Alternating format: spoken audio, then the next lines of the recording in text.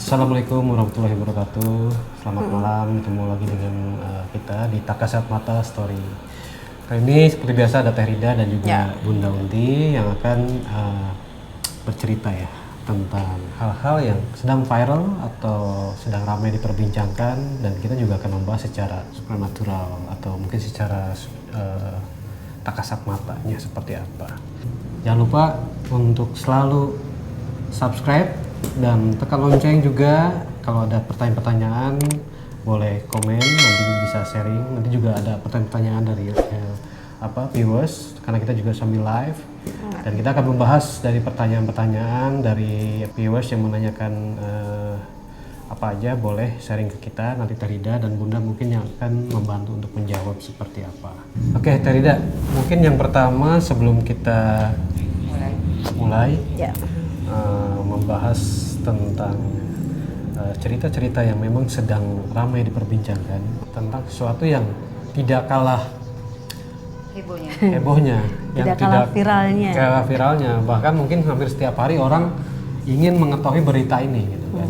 Mungkin banyak orang yang berpikir ini tidak ada hubungan dengan mistis gitu kan, tapi mungkin lebih ke berita atau apa. Tapi ada juga kalau kita bisa melihat dari sisi mistisnya gitu kan, tentang seseorang yang memang sedang menghadapi depresi. Jadi baru-baru ini dikabarkan sosok selebgram Lucinta Luna yang baru terkena musibah, tersandung masalah tentang narkotika, yang katanya dia mengkonsumsi narkotika karena depresi.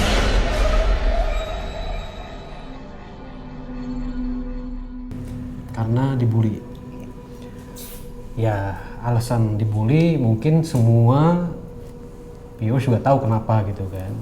Karena memang dari sosok si Lucinta ini juga perilakunya memancing orang gitu kan untuk membuli. Ya, mungkin alasan orang membuli itu tentang transgendernya. Gitu kan, dimana dia menutupi atau ibaratnya menyembunyikan identitas aslinya. Dan dia kekeh dengan, boleh dibilang kehaluannya dia, kalau dia seorang perempuan, kalau dia seorang princess. Tapi banyak sekali bukti-bukti yang ditujukan oleh beberapa, ya ada teman dekatnya, ada dari orang-orang juga yang mempunyai data kalau ternyata dia itu seorang transgender. Nah, sehingga disinilah banyak sekali ramai sekali pembulian terhadap Lucinta Luna, sehingga Lucinta itu menjadi depresi dan akhirnya dia mengkonsumsi narkoba. Alasannya seperti itu. Yang aku mau tanya, mungkin kalau Teteh melihat dari sosok Lucinta yang waktu itu sempat ada video yang di-share yang dia sedang depresi, yang seperti kerasukan gitu kan. Nah, dari pandangan Teteh, sebelum ke Bunda dulu ya, dari pandangan Teteh, ada hubungannya dengan mistiskah atau emang psikologinya atau seperti apa? Mungkin bisa dijelaskan. Gini, antara mistis dan psikologi ya sebenarnya itu beda-beda tipis. Karena kalau ya sedikit banyak sih aku juga sering lihat di saat orang marah itu banyak sekali, kalau aku perhatiin gitu, di sekitarnya tuh banyak jin-jin yang memang meniup-niupkan seperti meniup-niupkan energi gitu ke orang itu. Jadi sometimes ada beberapa orang yang kalau misalnya pas di saat dia marah, dia kadang nggak inget apa yang udah dia ucapkan, apa yang udah dia perbuat gitu loh. Karena begitu dia marah, itu otomatis dia akan turun ke alam bawah sadar. Nah, di saat dia turun di alam bawah sadar, itulah peran sosok-sosok astral atau sosok jin pada saat itu ya gitu loh. Seperti itu. Karena kalau yang saya perhatikan hari-hari, karena memang di sekitar kita itu banyak sekali makhluk-makhluk berseliweran dan memperhatikan kita dan menunggu di saat kita lengah. Di saat kita sedang depresi, di saat kita sedang marah, atau di saat kita sedang putus asa terutama, seperti itu. Gitu. Ada juga yang pernah membahas tentang Lucinta Luna, yang melihat dari sisi mistisnya, yang katanya Lucinta Luna itu merupakan ada yang mendampingi atau sosok kodam atau apa yang katanya berasal dari pantai selatan atau apalah gitu. Mungkin Teteh bisa melihat secara kebenarannya itu seperti apa sih Teh? Ada nggak sih memang yang apa namanya mengcover dia gitu kan dari sisi gaibnya? Oke, aku pernah lihat Lucinta itu di saat di sebuah acara talk show karena aku pernah menerawang dia. Kalau yang aku rasain di situ, aku nggak lihat seperti kodam penjaga ya gitu. Tapi mungkin kalau aku perhatikan di saat dia bergerak atau di saat dia ngaca, memang banyak sekali gitu makhluk-makhluk yang ngikutin dia gitu kan. Entah mungkin karena dia center banyak orang ngeliat kan gitu ya. Kalau orang makhluk sana tuh ketika memperhatikan manusia, dia tuh kepo juga gitu. Ini kenapa nih orang diliatin gitu. Rata-rata ngikutin. Itu yang sering saya perhatikan di beberapa orang kalau dia memang berpenampilan menarik sendiri gitu. Seperti itu. Jadi kalau menurut saya Lucinta Luna banyak diikuti ya. Tapi kalau sosok kodam penjaga saya belum lihat. Oke. Berarti memang bukan dari yang seperti titisan atau memang kodam yang memang intens menjaga dia, tapi lebih kayak dari luar ya yang memang mengikuti dia ya, seperti itu. Nah kalau dari Bunda nih melihat sosok Lucinta Luna, mungkin Bunda bisa melihat nggak ada aura-aura yang memang dia itu yang tadi saya bilang dijaga oleh sesuatu hal secara mistis atau kodam atau gimana?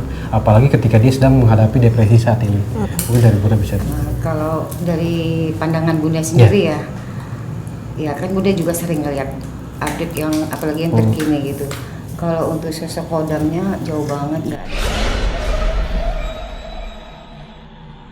Kayaknya ilusi aja gitu, nggak ada. Nah seperti itu bilang itu yang namanya makhluk goib itu berkeliaran kemana-mana aja kan. Jadi sesuka dia. Jadi di saat kita gini, nggak usah jauh kita aja ini. Mungkin di luar sana nih ngeliat Tete, lihat Mas Adi, lihat Bunda nih. Loh banyak ya pendampingnya. Padahal ya kita tahu sendiri. Jangankan banyak, satu aja udah beban bagi kita. Benar nggak Teh? Apalagi banyak gitu, satu aja udah beban banget gitu. Tapi itu tadi dari penglihatan Bunda yang jauh lebih dalam itu nggak ada sama sekali. Itu hanya pamor aja. Seolah-olah nih si Lucinta Luna ini mempunyai kodam yang pantai selatan gitu, ratunya gitu. Padahal nggak Mas Adi, nggak semudah itu loh. Untuk sosok yang udah ternama, yang mempunyai area tersendiri bisa jadi pendamping kita nggak? Yang pendamping itu sebenarnya Teh ya, titisan emang ya Teh. Kalau dari titisan iya, tapi kalau dari sosok-sosok gaib yang terkenal itu Ratu Pantai Selatan atau yang di mana lagi itu nggak mungkin masalah. Sangat berat. Oke. Apa mungkin nggak sih dengan dia yang sedang boleh dibilang saat itu sebelum kejadian dia ditangkap atau apa, mungkin nama Lucinta Luna ini sedang naik-naiknya gitu kan, sedang viral lah, sedang banyak diperbincangkan oleh orang. Ada nggak sih dari sosok serangan-serangan ke dia yang memang orang syirik gitu ya, entah itu dari ya teman atau mungkin orang yang memang tidak suka dengan tingkahnya dia atau gimana, ada nggak sih serangan-serangan mistis atau gaib yang tertuju ke dia? Karena saya pernah baca juga atau pernah lihat juga dia pernah kayak menjadi merasakan hal-hal yang aneh gitu kan terhadap dirinya gitu kan. Mungkin dari pandangan Teh Rida dengan Lucinta Luna yang sekarang ini, ada nggak sih kelihatan sosok-sosok yang menyerang dia gitu kan secara mistis? Oke, kalau misalnya bentukan black magic, saya memang pernah melihat residual energinya di kaki dia. Oke. Tapi itu udah lama ya, waktu itu sekitar tahun berapa ya? Waktu pokoknya saya pernah talk show, maksudnya ketemu langsung, dan saya coba terawang. Memang benar-benar saat itu memang job desk-nya memang saya harus menerawang dia gitu. Dan saya memang melihat di situ ada residual energi dari black magic yang di kakinya. Okay. Masih ada sisa-sisa yang mungkin sudah sembuh ya, tapi saya melihat ada sisa-sisa black magic. Oke, kalau dari Bunda gimana? Nah, kembali lagi ya Teh ya, yang nama magic itu kan nggak ada sebab, kalau nggak ada akibat, nggak ada sebab, ya pasti ada akibatnya kan. Nah itu kan kembali dari kita sendiri. Ya, Jadi dari kejadian-kejadian yang ada untuk mistis itu sebenarnya untuk kita masing-masing ini menjaga diri untuk ucapan, untuk bahasa gitu. Jadi lebih ke perilaku kita sendiri ya Bun ya. Oke. Mungkin satu pertanyaan terakhir. Saat ini kan kondisi dia boleh dibilang sedang terpuruk karena masalah yang dihadapi yang sekarang sedang berada di tahanan. Kalau kalau bisa ditarik atau dilihat secara perasaannya atau kondisinya sekarang, mungkin Teteh bisa melihatnya sekarang seperti apa sih dia? Apakah ada rasa penyesalan yang besar? Apakah ada rasa mau memperbaiki hidupnya atau istilahnya tobat atau gimana, atau sebaliknya ada rasa mungkin dendam atau apa atau gimana gitu kan? Pengen tahu sih kira-kira Teteh bisa nggak menarik perasaan dia saat ini?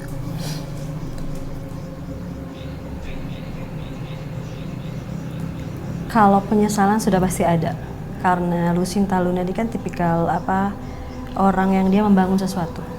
Dia membangun image untuk dirinya sendiri, dan seketika itu jatuh begitu saja sudah pasti itu penyesalan ada, dan amat sangat ya gitu.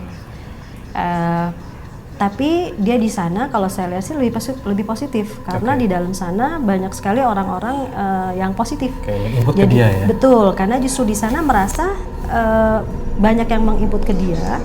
Kalau dengan kondisi situasi seperti ini justru menyelamatkan dia gitu loh. Jadi itu dia termotivasi di situ dan menjadi positif di sana. Kalau menurut aku sih jauh-jauh lebih baik dari sebelumnya. Berarti mungkin ini merupakan satu jalan Tuhan ya, maksudnya satu skenario Tuhan untuk menyelamatkan dia juga gitu kan, dari kondisinya yang mungkin pada saat itu sedang ibaratnya dia sedang mendapatkan posisi yang putus asa gitu kan, dengan depresinya dia segala macam, dengan ada peristiwa ini sehingga dia bisa introspeksi, bisa lebih dekat lagi secara kerohaniannya pun mungkin akan lebih dekat lagi ya sama Allah. Oke, untuk pembahasan Lucinta Luna mungkin itu yang disampaikan dari Teh Rida dan Bunda secara melihat dari keadaannya sekarang dan bagaimana sosok dia seperti apa tadi kita sudah jelaskan. Nah, mungkin juga dari Takasat Sore ini tujuan kita gak jauh beda ya.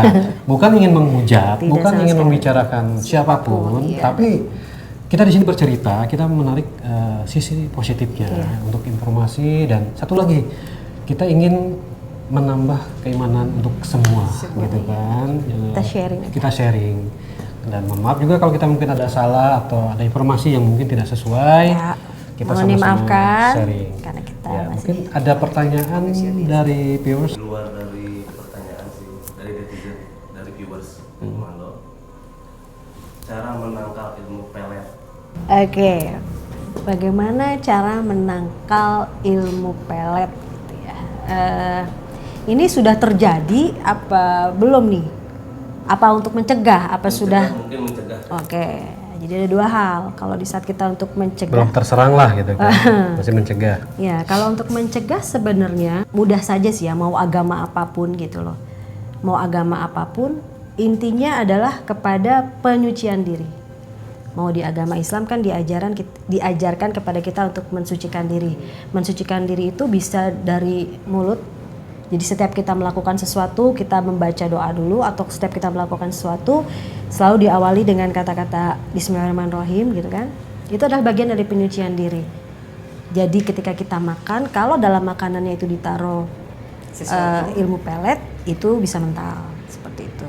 Itu untuk pencegahan. Dan kalau misalnya di agama Islam mudah saja, karena kita berwudu 5 kali dalam satu hari, itu biasanya pasti itu biasanya netral seperti itu. Jadi ya mudah saja sih kalau untuk menangkalnya. Kalau Anda Muslim, tinggal lakukan saja apa yang diperintahkan, jauhi aja larangannya seperti itu. Dan jangan lupa, kita kadang sudah mulai melupakan ya, ketika kita melakukan sesuatu kita lupa beradab atau menggunakan kalam Allah, itu kita suka lupa gitu. Karena kalau yang saya tahu, ilmu pelet itu kan bisa melalui makanan, bisa melalui pakaian, Media. dan bisa melalui media atau foto seperti itu. Jadi kalau misalnya kita mengikuti adab-adab yang sudah ada di agama kita, insya Allah sih Aman. kita akan terhindar gitu. Dan mungkin nggak hanya di Muslim aja ya, di agama Sama, lain pun iya. ada apa? Aturannya Ada aturannya, aturan dan iya. ada memang ritual untuk menyucikan diri. Ketika berdoa bagaimana gitu. Gampang saja sih, intinya ke mensucikan diri saja kalau untuk mau mencegah hal-hal sedemikian ya. Sama ini mungkin ya kita mungkin harus lebih berhati-hati mungkin terhadap lawan jenis ya, yaitu cewek atau cowok, karena pelet ini bukan hanya untuk cowok, bukan hanya untuk cewek, gitu kan, sama gitu kan, intinya ada niat dari masing-masing. Mungkin kita akan cara pencegahannya yang benar tadi kata Teteh atau Bunda. Mungkin satu lagi yang saya tambahkan adalah lebih berhati-hati ketika kita bertemu atau berinteraksi dengan lawan jenis yang kayak memberikan sesuatu gitu kan, yang mungkin dirasa cukup normal aja, tapi ya itu harus diwaspadai. Di balik itu ada Gitu apa kan, semuanya. betul. Kayak misalnya memberikan ya bisa gelang, kalung, Boneka juga bisa baju, loh. Boneka ya. juga bisa Ya loh, apapun benda media yang memang bisa menjadi media pelet ya. Iya, seperti intinya itu. media. Nah, sama yang saya mau tanya tentang ini mitos atau apa gitu kan. Ketika kita bentuk makanan atau barang gitu kan, supaya mematahkan atau tidak terkena pelet, itu bisa dilangkahin. Nah, itu mitos atau memang ada hal yang memang harus seperti itu gitu? Kalau saya menyikapi mitos itu begini. Saya menyikapi mitos karena apa? Menurut saya pribadi, mitos adalah bermain di sugesti. Jadi mungkin saja kalau kamu sugesti kamu cukup kuat, dengan melangkahi itu akan hilang, ya akan hilang. Karena kalau saya percaya kekuatan pikiran manusia ya gitulah. Jadi kalau kita bicara ke mitos, saya kembali kepada sugesti. Okay. Nah, kalau kamu mempercayainya itu akan terjadi, kalau kamu tidak mempercayainya ya netral. Okay. Dan tentunya penguatnya adalah dengan kita melakukan doa ya. Betul, Segala apapun supaya- kita doa supaya terhindar dari ini. Ada pertanyaan lagi mungkin?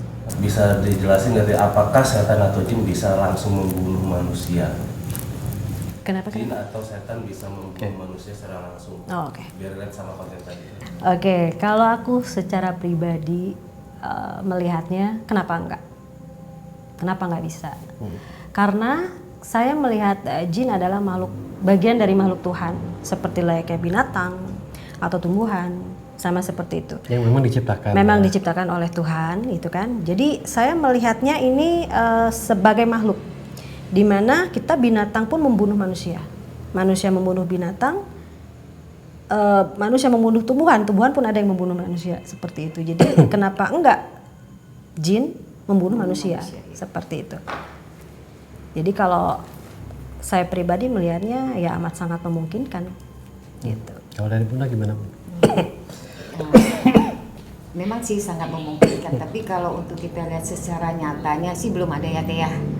Manusia dicekek gitu sama setan gitu, iya, sama itu, jin misalnya. iya, gitu. maksudnya secara nyata. Tapi karena yang bisa lihat itu kan mereka yang punya kelebihan aja Teh.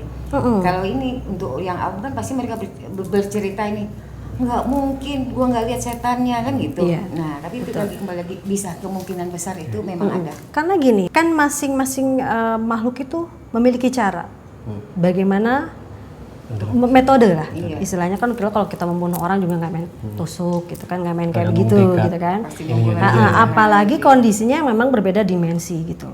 Walau bagaimanapun ketika jin masuk ke dimensi manusia, dia akan terhukum dengan dimensi manusia. Jadi walau bagaimanapun kondisinya akan lemah. Gitu Ada kan. konsekuensinya. Ada ya. konsekuensinya. Jadi tidak mungkin dia secara langsung membunuh manusia karena dia terhukum dengan aturan-aturan Perbedaan gravitasi dan dimensi di manusia. Bagaimana cara jin membunuhnya? Yaitu dengan sugesti. Pikiran, Sugesti. Jadi sebetulnya yang membunuh itu terkesannya seperti kita bunuh diri, gitu kan? padahal Seperti kasus Putri di sini, karena kita relate ke sana ya. Kalau saya melihat kasus Putri, dia bunuh diri dengan cara membenamkan kepalanya di bak, seperti itu. Seperti orang dia gila gitu Betul. kan. Apa yang membuat dia bunuh diri? Itu yang perlu kita tarik dan kita telusuri. Karena jin bermainnya di sugesti.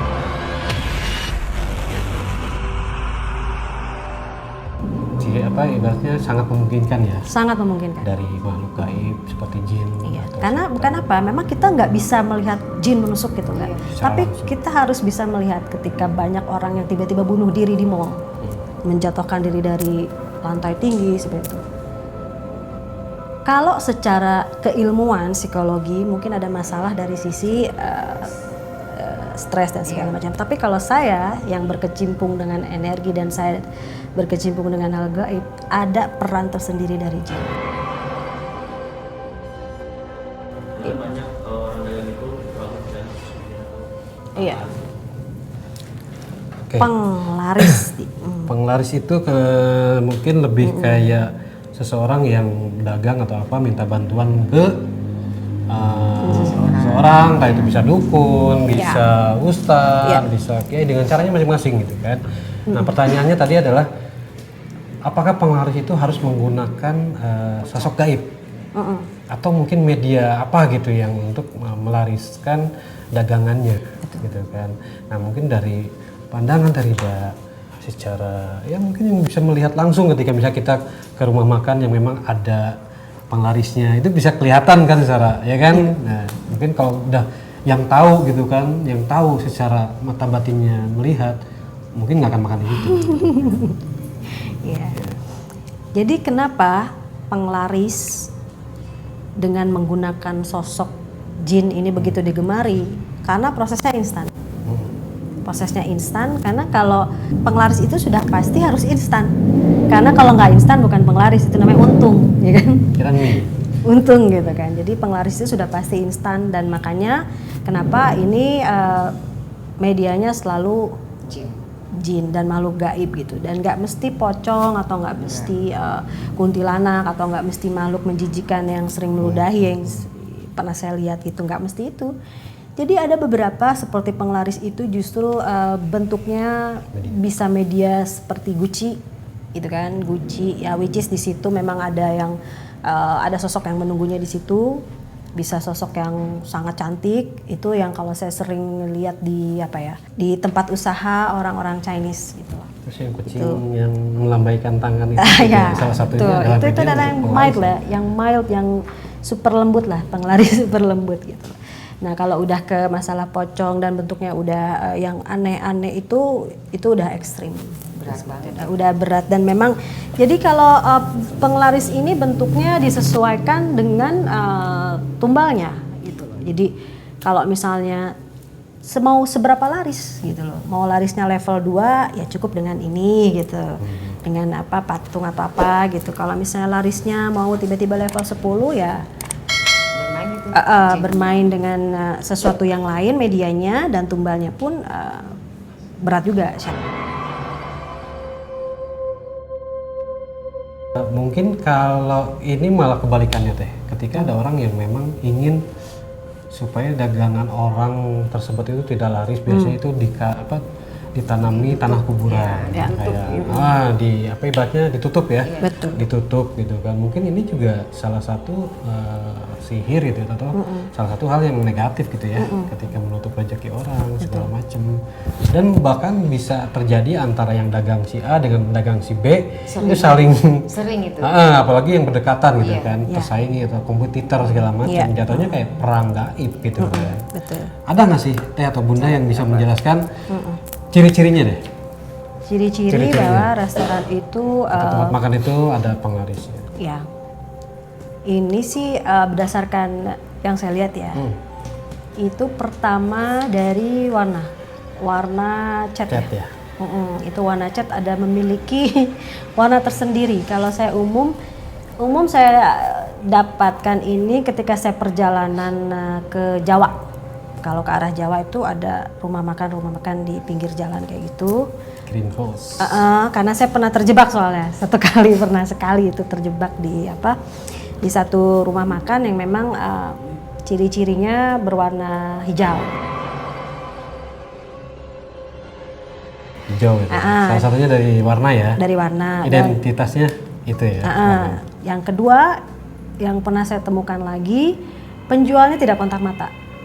Gitu, penjualnya kalau misalnya bang beli ini satu ya berapa gitu, sama sekali tidak kontak mata, dia fokus sama apa yang sedang diraciknya. Seperti itu. Dan yang ketiga saya pernah melihat ada seperti baskom di bawah saya nggak ngerti itu apa, Tapi baru saya datang ke situ sudah nggak nyaman dan saya balik lagi. Sayang sih sebenarnya, harus saya telusuri dulu ya. Seperti itu, karena belum apa-apa di situ saya sudah tidak nyaman gitu. Terus yang mungkin yang berikutnya, ketika saya ke rumah makan itu ada toilet, dia memiliki beberapa toilet atau ruangan, salah satunya terkunci. Tidak boleh dibuka oleh umum ya. Ya, itu ciri-ciri yang umum yang bisa dilihat oleh orang normal pada umumnya ya gitu. Tapi kalau misalnya buat orang yang merasakan seperti saya, itu ciri-cirinya ketika kita datang ke sana itu pasti ada seperti mandor, seperti seperti mandor. Awalnya kalau dari jauh bentuknya kayak manusia gini. Bentuknya kayak manusia, tapi begitu masuk dan duduk itu bisa sedetik atau sepersekian detik kemudian dia akan berubah menjadi pocong atau kuntilanak. Dan jangan salah ya, penglaris itu nggak cuman hanya di tempat makan loh, tapi di bidang-bidang jasa, seperti jasa laundry, jasa pijat, even jasa salon. Jadi saya dulu pernah ke salon, dan itu ya itulah nggak bisa diceritain. Dan saya segala bidang usaha berarti ya. Segala bidang usaha.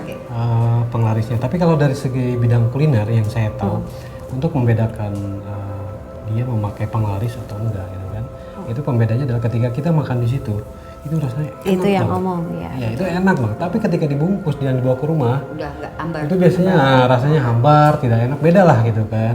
Nah, apakah itu juga menjadi salah satu ciri khas dari memang adanya penglaris di tempat itu atau gimana? Atau emang hanya mitos aja gitu kan? Itu salah satu. Salah satunya. Itu salah satu. Itu salah satunya kalau ciri-cirinya gitu loh. Karena itu kan apa yang dimakan itu kan sebetulnya tidak pada aslinya gitu. Yang aslinya yang dibawa ke rumah itu. Ada radius tersendiri ya ketika mungkin di situ yang di cover sama mereka itu menjadikan makanan itu menjadi enak dan kita ketagihan untuk selalu membeli di situ. Tapi ketika dibawa ke rumah mungkin itunya hilang ya, cirinya hilang. Bisa nambah loh Mas Adi, makan di situ. Bunda pernah di Surabaya. Jadi dari mereka itu kan tahu sama Bunda, gua kok makan di situ bisa 3 kali nambah, ada apa sih? Ayo Bunda ikut. Dan nggak kenyang-kenyang gitu ya? Nggak pengen kenyang, terus aja. Jadi Bunda pergi, tapi Bunda lihat secara Bunda aja ya, kayak Tete tadi kan toilet yang salah satu toilet tertutup. Kalau Bunda itu kalau lebih gampangnya kita lihat di tempat pencuci piringnya. Itu paling gampang. Jadi kalau kita mau masuk ke rumah makan itu paling enteng kita ke kamar mandi aja, itu pasti kelihatan. Kalau tempatnya jorok banget, udah lebih baik kita kalau pesan minum aja, jangan sampai bikin tersinggung, ambil mineral aja, kita pergi. Jadi kejadian yang di Surabaya itu benar-benar luar biasa. Tempatnya biasa Teteh, lesehan, tapi mobil antrinya gila-gilaan. Tapi kan Bunda gitu masuk ke belakang dulu. Selain dari itu kotor, jadi di 4 penjuru itu udah nyimpan yang makanan itu yang diludah-ludahin gitu, ngelihat langsung. Jadi ya nggak mungkin Bunda cerita seketika di situ, apalagi itu hak mereka kan untuk penglaris. Tapi kan Bunda jaga lingkungan kita aja. Kok Bunda nggak makan, ntar aja deh. Kan kalian tahu Bunda nggak suka makan, gitu kan. Jadi setelah pulang baru Bunda ceritain. Kalau lu masih mau makan di situ lagi, ya terserah. Karena lu bertanya ini, yang Bunda lihat itu makan semuanya itu udah diludahin. Jadi ludahnya jin itu kan Teteh tahu sendiri kan. Liurnya ya, enak itu yang bikin gurih ya. Makanya kalau makan itu jangan cari tempat yang antri. Kita carilah tempat yang biasa aja, paling nggak kita membantu orang yang lagi nggak pakai penglaris ya Teh. Tapi itu juga tidak menjadi patokan ya. Enggak. Bisa aja warung itu antri memang enak yang tidak Iya, memakai. itu iya. Gitu kan. Tapi ini juga jadi salah satu informasi bagi teman-teman yang ingin mengetahui ciri-ciri tempat-tempat yang memang memakai penglaris. Tadi dari Teh Rida, dari Bunda sudah menjelaskan dari beberapa ciri-cirinya ya, gitu kan. Bahkan mungkin dulu pernah dengar sampai ada kayak celana dalam yang dimasukin di Itu parah itu Teh. kuah bakso kayak gitu. Itu sampai berbagai macam cara gitu mereka untuk bisa menarik konsumen supaya bisa beli di situ. Padahal itu kan mungkin dosa ya melakukan seperti itu ya, Tadi kurangnya tidak ini, keimanannya gitu, hanya untuk mengejar dunia aja. Ya. Mungkin gurihnya dari situ kali ya. Oke. Ya karena yang masuk akal. Kebayang nggak Mas Adi? Ya, ya macam-macam sih ya dari bentuk apa namanya, Apapun. bentuknya macam-macam. Iya, apapun. Tapi tujuannya adalah ingin supaya laris, supaya untungnya besar atau apa. Tapi kembali lagi kita sebagai konsumen untuk bisa apa ya, mawas diri dan pintar-pintar untuk mencari membedakan mana yang memang pure asli berjualan secara biasa atau ada semacam penglarisnya yang menggunakan hal-hal gaib atau sihir ya. Ya intinya harus kembali kepada kitanya sendiri gitu. Jadi kita ketika kita keluar rumah kita harus sudah dibekali atau di cover dengan doa atau apa. Kita awal makan atau apa usahakan dan jangan lupakan berdoa karena itu amat sangat menetralkan hal-hal seperti itu. Oke. Nah itu aja teman-teman Takasat Mata Story informasi dari kita dan pertanyaan tadi juga dari viewers yang kita jawab ya. Mungkin mudah-mudahan bisa bermanfaat, bisa mengambil kesimpulan yang positif ya Teh ya. Ya amin. Mungkin kita ada lagi yang mau sampaikan dan Bunda. Udah Kita sih, close aja. cukup aja. Oke. Jadi kita cukupkan sampai di sini ya. Sekali lagi jangan lupa untuk Subscribe, tekan loncengnya juga, di like dan pastinya komen. Komen di bawah ini Share kemana-mana aja. Itu juga ada giveaway ya. Ya. Siapa yang komennya yang bisa nanti kita tanggepin, kita ada merchandise dari Takasat Mata Story atau Takasat Mata. Selalu lihat tayangan ini di Ekomando Channel. Selamat tutup deh. Oke, pemirsa itu tadi story Takasat Mata. Ambil kesimpulan yang baik dan tinggalkan yang tidak baik. Kami di sini hanya sharing cerita. Kita hanya sharing apa yang menjadi informasi yang kami tahu di sini. Bukan untuk sok tahu, tapi ingin sekedar berbagi seperti itu. Jadi saksikan terus story Takasat Mata hanya di Ekomando Channel. Assalamualaikum warahmatullahi wabarakatuh. Jangan lupa subscribe, like, komen, dan share. Hanya di Ekomando Channel.